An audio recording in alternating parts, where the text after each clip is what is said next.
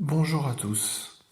Dans cette vidéo, nous allons aborder le thème de la méditation dans la sorcellerie, puisque la méditation fait partie des pratiques de tous les sorciers modernes. Et nous allons en profiter pour en faire un détour sur la notion du vrai Bouddha et du Bouddha divin. Donc, le vrai Bouddha enseignait à être pur, c'est-à-dire authentique. C'est d'ailleurs ce que signifie le mot Sangye en tibétain. Sang signifie pur et Gye signifie épanoui. L'association des deux syllabes signifie pureté et épanouissement, c'est-à-dire Bouddha. Toute la philosophie et l'enseignement du Bouddha consistaient là-dedans. Cela nous touche dans la sorcellerie parce que pour pouvoir travailler efficacement avec l'énergie, il faut avoir conscience que c'est l'intention qui dirige l'énergie et que les intentions viennent du cœur.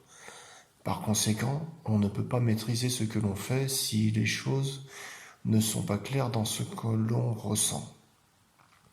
La première étape, quand on apprend la sorcellerie, c'est d'apprendre à sentir et à analyser ce que l'on sent, observer par les sens. À partir de là, nous devons méditer, réfléchir. C'est pour cela que Bouddha a énormément médité et qu'il a enseigné aux autres à en faire autant. Mais il ne faut pas oublier qu'il est nécessaire d'abord d'être attentif à ce que l'on ressent avant de pouvoir analyser cela. Il faut savoir observer les sensations et ce qu'elles nous indiquent sur la réalité qui nous touche perceptiblement. Donc, développer ces perceptions. Si l'on ne recherche pas l'authenticité, sans accepter la moindre triche, on ne peut pas se dire éveillé, et donc on ne peut pas passer à la troisième étape qui consiste à agir. Comme vous pourrez le lire sur le site web lawicca.org, nous avons en nous, et il s'agit là de la constitution de notre âme, nous avons en nous une nature qui est plante et qui correspond à la faculté de sentir, une nature qui est arbre et qui correspond à la faculté de réfléchir et méditer, et une partie de nous qui est animale et qui correspond à notre manière d'agir avec nos moyens d'action qui sont propres à chacun selon l'animal que nous sommes. La méditation, c'est donc un travail pour apprendre à maîtriser le contrôle de l'esprit sur les énergies que nous recevons et que nous émettons. Cependant, il ne faut pas oublier que la première étape est de sentir. Ensuite, et de toutes les observations que nous pouvons faire sur les choses que nous avons ressenties, il faut savoir tirer des conclusions, mais surtout, il convient de se mettre à travailler avec le contrôle de l'esprit sur les énergies. La méditation peut nous apporter des réponses à partir du moment où nous avons su tirer des conclusions des choses que nous avons pu observer par les sens.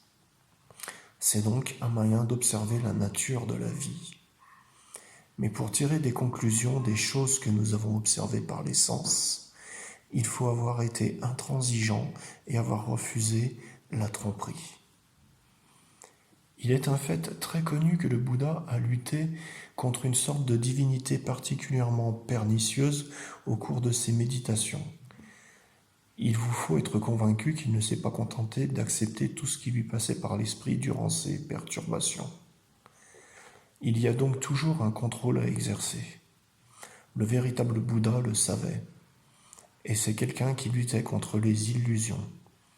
La conclusion, le Bouddha était sur une voie semblable à la Wicca, dont le but était de revenir à quelque chose de pur et d'authentique, c'est-à-dire à quelque chose de vrai, un retour à la nature. Et une réalité qui est à accepter, c'est qu'il y a des esprits qui sont mauvais, des dieux qui sont mauvais, et qu'il ne faut pas accepter tout ce que l'on nous propose comme idée juste parce qu'elle viendrait d'un dieu prétendument suprême. Si on veut en revenir à l'enseignement véritable du Bouddha, il faut rejeter les illusions. Il faut donc en comprendre que les écrits du bouddhisme qui ont été consignés 4 à 5 siècles après la mort du Bouddha ont été en grande partie l'élaboration de disciples éloignés du Bouddha lui-même. Quand on voit les choses farfelues concernant la méditation et qui sont fort visiblement éloignées d'une recherche de la pureté et de l'authenticité, c'est-à-dire du vrai, on comprend que cela ne venait pas du Bouddha lui-même. Il faut aussi prendre conscience que le Bouddha divin, c'est autre chose que le Bouddha historique. Il faut donc savoir quel Bouddha vous suivez.